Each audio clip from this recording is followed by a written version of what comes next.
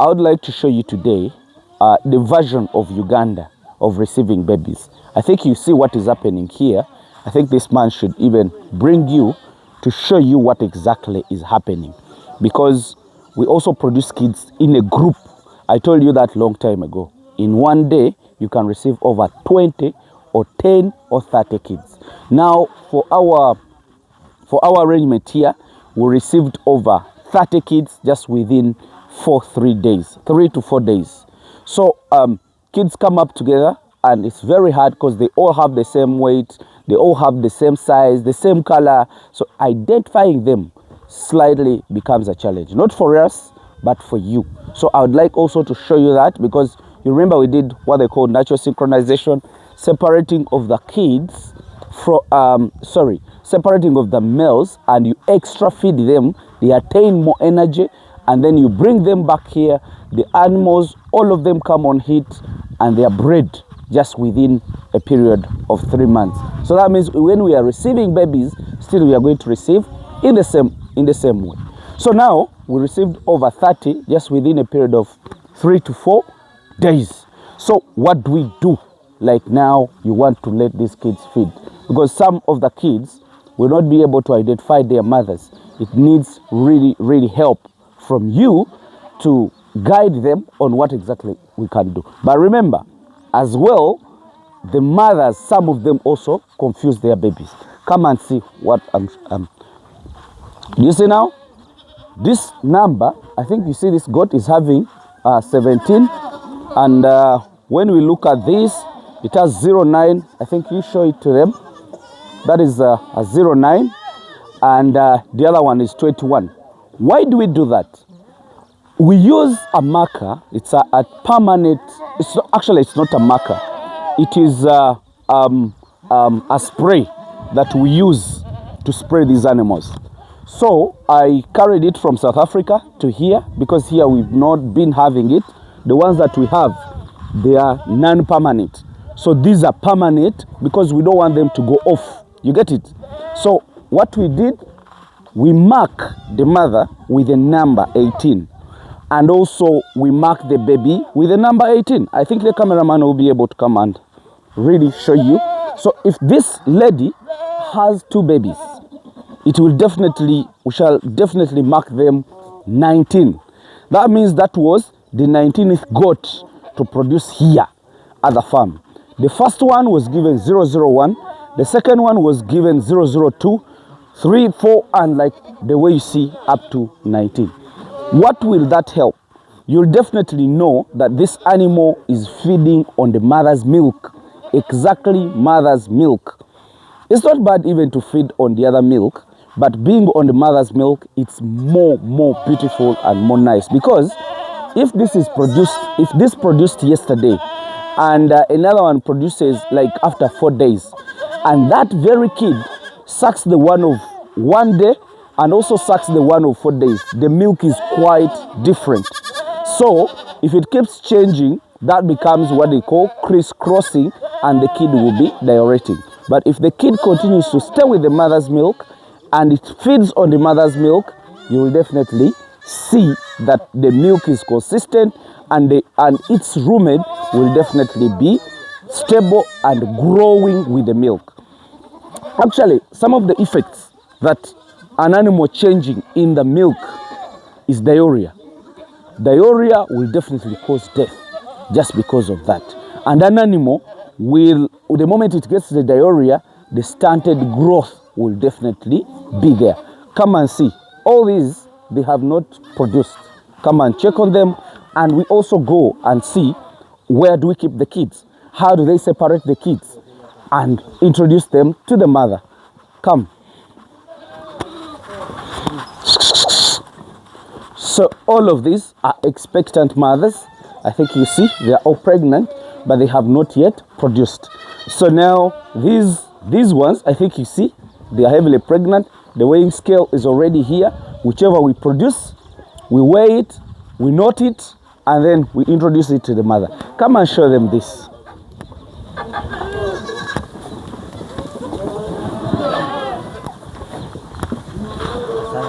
So the activity that is taking taking place here, this man is choosing the kids that have that specific number. He selects them. He knows that there were 2, there were 3, and he keeps on checking them. Then finally hands over to the colleague. The colleague go and look for the mother. That's what exactly we are doing. Come and show these guys how this guy is doing it.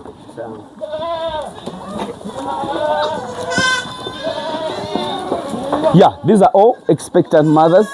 They have not yet delivered. And remember, they're also going to deliver in the same period. You know the crisis that we shall be going through. Come and see this. So this man is doing what they call checkout. He's looking out for the numbers that the mothers.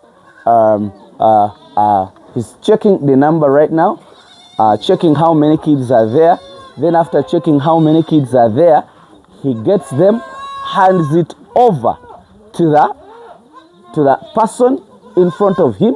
He also sends it to the people outside to make sure that they look for that mother and they take it closer to the mother. That's the activity that is being done. I think you can show them this guy is looking for the mother of that goat. And also him is also going to look for the mother of that kid. So guys, we really need to understand. I think you see, he's looking for the mother. The mother is 20, so he's getting it close to the 20. I think you can see the activity being done. The mother has not yet seen the baby, but the baby is following the mother and is going to connect up. I think you see 13 has already got its kids. I don't know, 21 has not yet got, and is also pending, waiting to see guys that are giving him his kids. So that activity is a good activity, is a simple activity, but it's really very educative to most of you, because you might do the synchronization very well. Then after doing the synchronization, kids are produced and in big quantity, and you lose them. The moment you lose these kids, that is a setback of 6 months actually. It would be 5, but even 6 months. Let me go in. I also help to show you closer.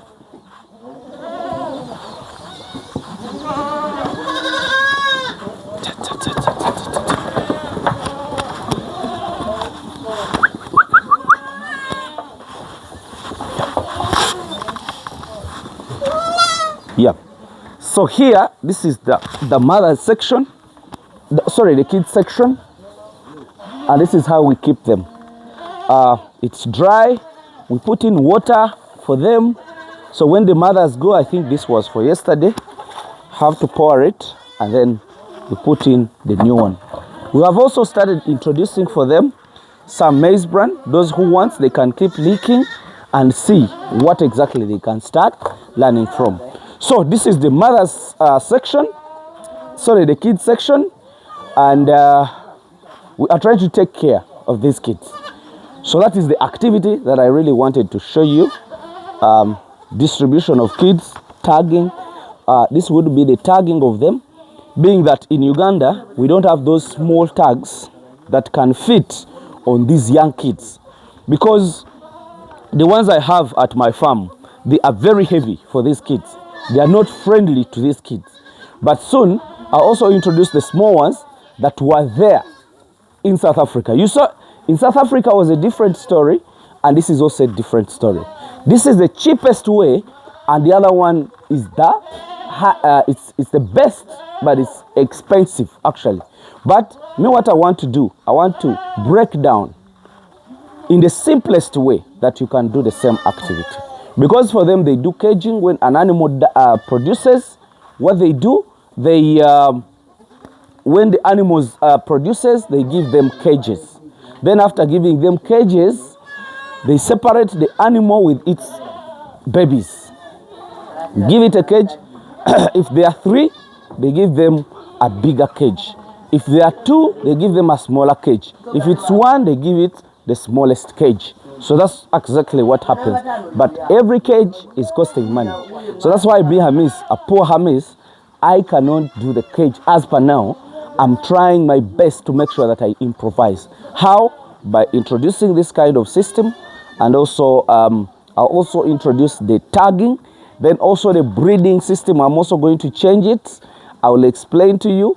Already the males are in their feedlots. I'm trying to feed them up. I'll show you the activities that I'm going to do so that I don't waste those males to lose weight. I don't see my males again losing weight, but I want them to serve more. I'll also be showing you that video as soon as possible. That's what I really wanted to show you this very morning.